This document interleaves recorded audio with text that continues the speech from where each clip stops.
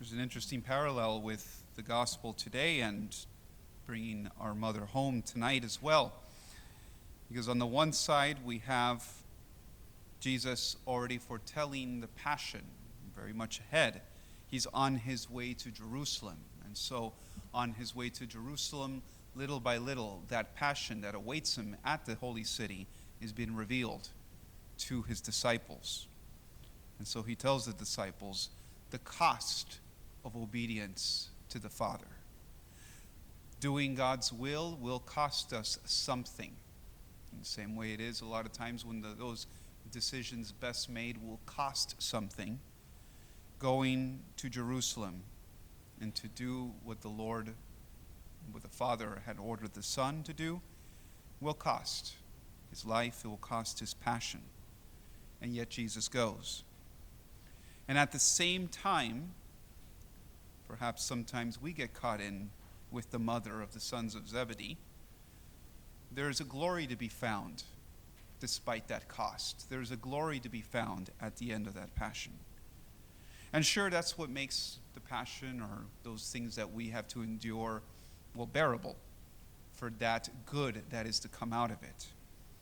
Many times I think when we go through something that's traumatic or difficult, when you have to go uphill and you finally crest that hill or conquer that thing that holds us back, well, we'll look in our memory back at the day we conquered that thing. Sure, we don't forget about the uphill and the difficulties it takes to get up there. But when we think back at those things, we think of the victory. Not ignoring everything that went up to it, but our mind first goes to the victory, not to all the trouble that we had to take to get there.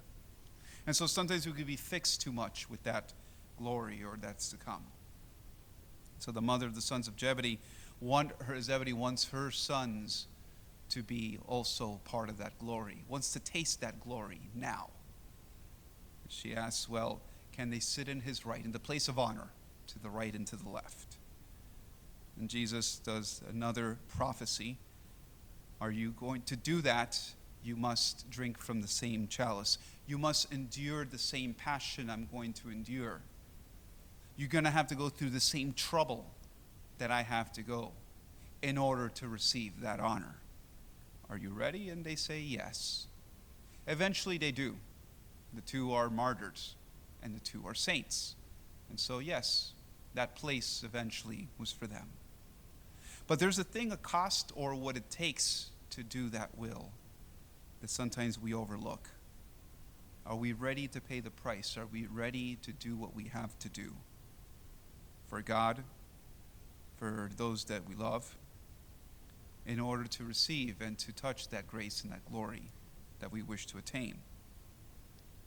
On the other hand, when he says that the place to my right, to my left, especially the place to my right is not for me to give, but it's already been assigned to someone else. It's an interesting thing, who takes the right hand of Christ? It's not in the Bible, but look at any painting of Christ with his mother, and you'll see who's at his right hand. Look at the Sistine Chapel, the Last Judgment, or any depiction with Christ and his mother, and she's at his right. That's to whom has been given the place of honor. That's to whom it has been destined. To the one who said yes, and to the one who took upon her the cost, the price of standing and watching and enduring the passion of her Son, but also to receive the glory of a throne in heaven. And so in our own way, we enthrone our Virgin Mother, our patroness here as well, in this house, also remembering kind of the trouble that it took us to get here, perhaps the uphill battles, but also cresting a battle. And perhaps we can look back at this day, remembering when she is here, remembering the graces that we receive from her presence in here. And we don't forget about all the trouble it took us to get here. But that's not going to be the first thing in our mind anymore. Let this day be the day that we remember.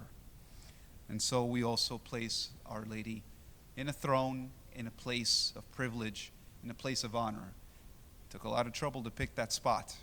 And those who were involved in planning it know the statue went back and forth a couple of times until finally that spot was there. and took a lot of trouble to physically get her here. But there she is. It's a place of honor. It's a place reserved, not just for anyone or anything, but for our patroness, Mary. And so tonight we celebrate with that return home, and we not consecrate, but we offer ourselves newly again to our mother who is here, following that prayer. That's a very interesting prayer. I use a traditional prayer of blessing that mentions that every time we gaze upon that image with our eyes, may we be inspired by that holiness, to live to that holiness, to aspire to attain that grace, not only in this life, but in the life to come. In the name of the Father, and of the Son, and of the Holy Spirit.